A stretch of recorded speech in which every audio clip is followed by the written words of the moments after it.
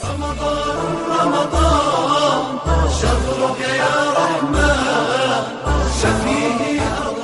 اعوذ باللہ من الشیطان الرجیم بسم اللہ الرحمن الرحیم شہر رمضان الذی انزل فیہ القرآن ھدی للناس۔ ناظرین کرام سلام علیکم ورحمۃ اللہ وبرکاتہ۔ ہم اپنے اس پروگرام کے ذریعے سے ماہ مبارک رمضان کے ہر دن کی دعا کی تلاوت کرتے ہیں، لہذا اس سلسلے میں آج ہم آپ حضرات کی خدمت میں ماہ مبارک رمضان کے 21ویں دن کی دعا کی تلاوت کرنے کی سعادت حاصل کر رہے ہیں، اور آج کی دعا یہ ہے: بسم اللہ الرحمن الرحیم، اللہم اجعل لی فیہ الی مرضاتک دلیلا ولا تجعل للشیطان فیہ علی سبیلا واجعل الجنۃ لی منزلا ومقیلا یا قاضی حوائج الطالبین۔ ٹرانسلیشن اور اس کا ترجمہ یہ ہوتا ہے: خدایا آج میری اپنی خوشنودی اور مرضی کی طرف ہدایت فرما، اور آج شیطان کے وسوسوں کو میرے اوپر مسلط نہ کرنا، اور آج مجھے جنت میں ٹھکانہ اور منزل نصیب فرما، یا قاضی حوائج الطالبین، اے طلب کرنے والوں کی حاجتوں کو پورا کرنے والے۔ آج کی دعا کا پڑھنے والا بندہ مومن اپنے مالک کی بارگاہ میں رضا اور مرضی الہی کی دعا کر رہا ہے: مالک آج میری ہدایت فرما تاکہ میں تیری مرضی حاصل کر سکوں، اس لیے کہ مرضی الہی، رضائے پروردگار، یہ بہت بڑی بات ہے، یہ بہت عظیم چیز ہے۔ مرضی الہی کے سلسلے میں خود قرآن مجید میں ارشاد الہی ہو رہا ہے۔ قرآن مجید کا سورہ توبہ اور اس کی آیت نمبر 72، ورس نمبر 72، جس میں ارشاد الہی ہو رہا ہے: بسم اللہ الرحمن الرحیم، ورضوان من اللہ اکبر هو الفوز العظیم۔ اور اللہ کی مرضی ہی سب سے بڑی ہوتی ہے، سب سے بڑی چیز، سب سے بڑی بات جو ہے وہ اللہ کی مرضی ہے، چاہے وہ مرضی الہی تھوڑی سی اور کم ہی کیوں نہ ہو، جبکہ قرآن مجید کی آیت میں یہی اعلان ہو رہا ہے: وَرِضْوَانٌ مِّنَ اللَّهِ اکبر، اللہ کی تھوڑی سی مرضی بھی بہت بڑی ہوتی ہے، هُوَ الْفَوْزُ الْعَظِيمُ، اور یہی بڑی کامیابی ہے۔ بندے کا اپنے مالک کی رضا اور مرضی حاصل کر لینا، یہی بہت بڑی کامیابی ہے۔ اور اس سلسلے میں آج ہم آپ حضرات کی خدمت میں قرآن مجید کی دوسری آیت کے قرآن مجید کے سورہ مجادلہ اور اس کی آیت نمبر 22، ورس نمبر 22، اس میں ارشاد الہی ہو رہا ہے: بسم اللہ الرحمن الرحیم، رضی اللہ عنہم ورضوا عنہ اولئک حزب اللہ الا ان الحزب اللہ هم الفائزون۔ ارشاد الہی ہو رہا ہے: رضی اللہ عنہم، اللہ ان سے راضی ہے، ورضوا عنہ، اور وہ اللہ سے راضی ہیں۔ اولئک حزب اللہ، بس وہی لوگ کہ جن میں یہ کمال پایا جاتا ہے کہ وہ اللہ سے راضی، اللہ ان سے راضی۔ اولئک حزب اللہ، وہی اللہ کا گروہ، اللہ کا لشکر ہے۔ الا ان حزب اللہ هم المفلحون، آگاہ ہو جائیں، باخبر ہو جائیں، اللہ کا گروہ ہی کامیاب اور نجات حاصل کرنے والا گروہ ہے۔ تو قرآن مجید کی اس آیت کی روشنی میں یہ کہنا آسان ہے کہ مرضی الہی یعنی اللہ ان سے راضی اور وہ اللہ سے راضی، اور اللہ کی رضایت کے فوراً بعد اعلان ہو رہا ہے کہ وہ اللہ کا گروہ ہے اور اللہ کا گروہ ہی کامیابی اور نجات حاصل کرنے والا ہے۔ اس آیت میں اگر غور کیا جائے تو یہاں صرف یہی اعلان نہیں کیا جا رہا ہے کہ اللہ ان سے راضی ہے، بلکہ اللہ کی رضایت کے ساتھ ساتھ ان کی رضایت کا بھی اعلان ہو رہا ہے کہ وہ بھی اپنے مالک سے راضی ہے۔ دو طرفہ رضایت اور دو طرفہ خوشنودی۔ اکثر ہمارے سماج میں ایسا ہوتا ہے کہ یا تو بزرگ بڑے چھوٹوں سے راضی نہیں ہوتے یا چھوٹے بڑوں سے راضی نہیں ہوتے، مگر یہاں جو حزب اللہ کے گروہ کی بات کی جا رہی ہے ان میں یہ دونوں کوالٹی پائی جاتی ہے کہ وہ اپنے مالک سے راضی ہیں اور ان کا مالک ان سے راضی ہے۔ مالک سے راضی ہو جانا یہ بھی ایک کمال ہے اور کمال انسانی ہے۔ اکثر ایسا ہوتا ہے کہ انسان بے پناہ نعمتوں کو حاصل کرنے کے بعد بھی شکوہ اور شکایت ہی کرتا رہتا ہے، لیکن اپنے مالک سے راضی ہو جانا یہ انسان کے کمال ایمانی کی دلیل ہے۔ لہذا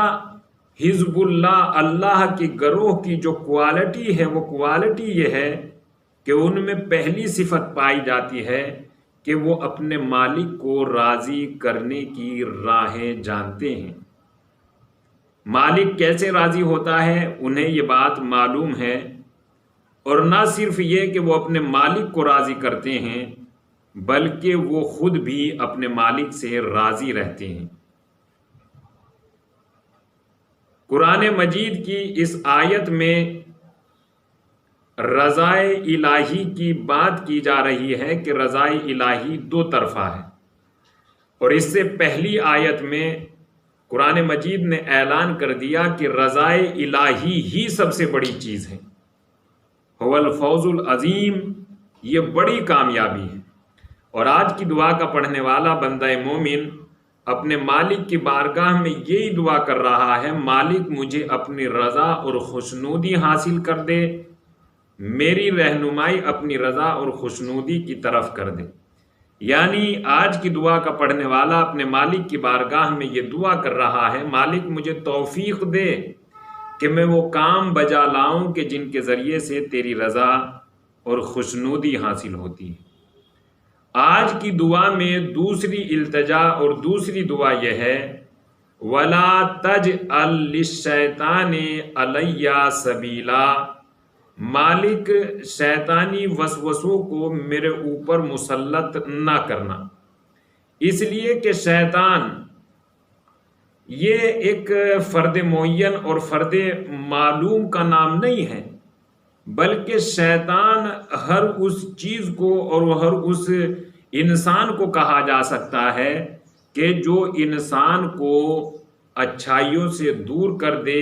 اور برائیوں کے قریب لے جائے، اسے شیطان کہتے ہیں۔ شیطان یہ شطنہ سے بنا ہے، اور شطنہ کے معنی اور میننگ ہوتے ہیں دور کیا ہوا، جسے بارگاہ الہی سے دور کر دیا گیا ہو، جسے رحمت الہی سے دور کر دیا گیا ہو، اسے شیطان کہتے ہیں۔ اور شیطان کہ جس کے معنی اور جس کا میننگ ہوتا ہے دور کیا ہوا، بارگاہ خداوندی سے نکالا ہوا، رحمت الہی سے دور کیا ہوا، جس کے بارے میں قرآن مجید کے سورہ یوسف کی آیت نمبر 5 جس میں ارشاد الہی ہو رہا ہے، بسم اللہ الرحمن الرحیم،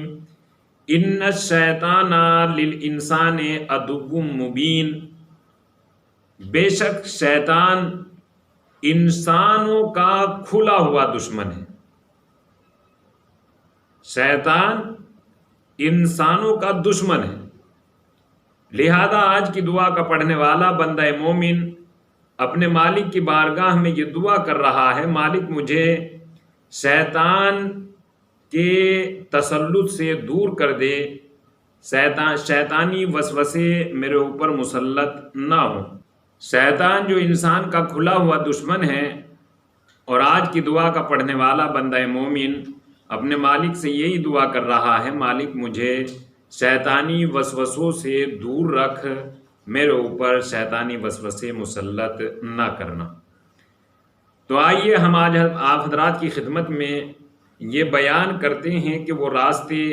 وہ طریقے کیا ہیں کہ جن راستوں سے انسان کے یہاں شیطانی وسوسے پیدا ہوتے ہیں۔ اس سلسلے میں ہم آپ حضرات کی خدمت میں مولا کائنات حضرت علی ابن ابی طالب علیہ السلام کی ایک حدیث مبارک، ایک قول مبارک پیش کر دیتے ہیں کہ جہاں آپ نے ارشاد فرمایا، اور آپ کے اس قول کو میزان الحکمت میں تحریر کیا گیا ہے کہ آپ نے ارشاد فرمایا، الحسد مکنسۃ الابلیس، حسد یہ ابلیس کا جال ہے۔ اس راستے سے ابلیس انسان کے دلوں پر مسلط ہو جاتا ہے، انسان کے دلوں میں وسوسے پیدا کر دیتا ہے، حسد۔ لہذا آج کی دعا کا پڑھنے والا یہ دعا کر رہا ہے، مجھے شیطانی وسوسوں سے دور رکھ، یعنی میرے اندر وہ بری صفات کہ جن صفات کے ذریعے سے شیطان میرے اندر وسوسے پیدا کرتا ہے، ان بری صفات کو میرے یہاں سے ختم کر دے۔ ان بری صفات میں سے ایک صفت یہ ہے کہ جسے مولا کائنات نے حسد کے نام سے بیان کیا ہے۔ حسد کے ذریعے سے انسان کے اندر وسوسہ شیطانی پیدا ہوتا ہے۔ الحسد مکنسۃ الابلیس، یہ ابلیس کا جال ہے، اور اس کے ذریعے سے انسان کو ابلیس گمراہ کرتا ہے، وسوسہ پیدا کر دیتا ہے۔ اور اس سلسلے میں ہم آپ حضرات کی خدمت میں امام جعفر صادق علیہ السلام کی دوسری حدیث کہ جہاں آپ نے حسد کے سلسلے میں ارشاد فرمایا، اور اس حدیث کو بھی میزان الحکمت میں تحریر کیا گیا ہے کہ امام جعفر صادق علیہ السلام نے ارشاد فرمایا، الحاسد مضر لنفسہ قبل ان یضر بالمحسود کا ابلیس اورثا بحسدہ لنفسہ اللعنہ، کہ حسد کرنے والا سب سے پہلے اپنے آپ کو نقصان پہنچاتا ہے، اپنے آپ کو ضرر پہنچاتا ہے، جیسا کہ ابلیس نے حسد کر کے اپنے آپ کو نقصان پہنچایا اور وہ لعنت کا مستحق بن گیا۔ تو لہذا ہر وہ چیز جو انسان کے لیے نقصان دہ ہو، جو انسان کو برائی کی طرف لے جاتی ہو، جو انسان کی یہاں وسوسے پیدا کر دیتی ہو، اس چیز کو برائی کہتے ہیں، اور یہ شیطانی راستے ہیں۔ اور آج کی دعا کا پڑھنے والا بندہ مومن اپنے مالک کی بارگاہ میں یہی دعا کر رہا ہے، مالک آج مجھے شیطانی وسوسوں سے محفوظ فرما۔ اور آج کی تیسری دعا یہ ہے، وَاجْعَلِ الْجَنَّةَ لِي مَنْزِلًا وَمَقِيلًا، میرے مالک آج جنت کو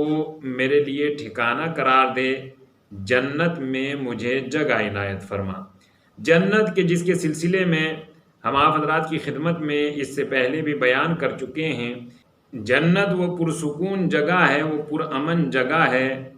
جسے مومنین اور متقین کے لیے آراستہ کیا گیا ہے، جیسا کہ قرآن مجید کے سورہ توبہ کی آیت نمبر 72 ورس نمبر 72 ارشاد الہی ہو رہا ہے، بسم اللہ الرحمن الرحیم، وعد اللہ المومنین والمومنات جنات تجری من تحتها الانہار خالدین فیہا، پروردگار عالم نے مومنین اور مومنات سے وعدہ کیا ہے ان جنتوں کا کہ جن میں نہریں جاری ہیں، اور مومنین مومنات ان جنتوں میں ہمیشہ ہمیشہ رہیں گے۔ تو آج کی دعا کا پڑھنے والا اپنے مالک کی بارگاہ میں یہ 3 دعائیں کر رہا ہے۔ پہلی دعا، اپنی مرضی حاصل فرما، شیطانی وسوسوں سے دور رکھ، جنت میں جگہ عنایت فرما۔ جنت جو مومنین کا ٹھکانہ ہے، اور پروردگار عالم نے مومنین سے جنت میں جانے کا وعدہ کیا ہے۔ اور اس جنت کی صفت بھی بیان کی کہ وہ جنت تجری من تحتہا الانہار، کہ جن کے نیچے نہریں جاری ہیں، ایسی جنت کے لیے مومنین سے وعدہ کیا گیا ہے۔ اور جنت میں جانے کی دعا مانگ کر دعا کا پڑھنے والا یہی دعا اور یہی التجا کر رہا ہے، مالک مجھے یہ توفیق دے کہ میں وہ کام کر سکوں جن کام کے کرنے کی جزا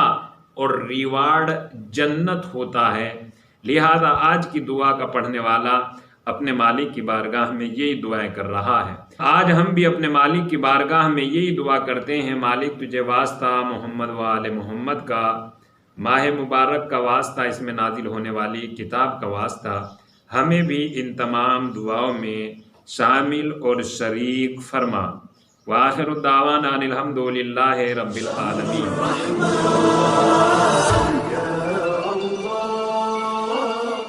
ألا قوي